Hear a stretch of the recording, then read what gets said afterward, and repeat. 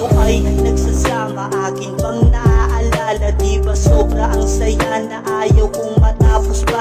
At hindi rin nagtagal, tayo ay nagpakasal. Nagkaroon ng 2 anak, halos ako ay maiyak. Kasi unti-unti nang natutupad ang lahat ng aking mga pangarap, na ikaw ang dahilan kaya ko pinagsisikapan. At dumating sa punto na kailangan kong mag-ibang bansa, kaya kinausap kita at doon ay pumayag ka. Ang sabi mo pa sa'kin, mahalihintayin kita habang ako'y nasa trabaho.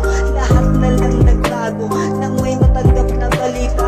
Ako tungkol sa'yo nanginginig ang katawan, mga luha ko ay tumulo dahil akin nalaman na ika'y nagdadalang tao na buntis ka daw ng kasama mo sa trabaho. Paningin ko'y nagdilim, halos hindi ko maatim na sa kabila ng hirap ko magagawa mo kung luko. Kaya dali-daling umuwi at binawi ang anak. Wala kang kwentang ina, di na kita matatanggap. Wala kang kwentang ina, di na kita matatanggap.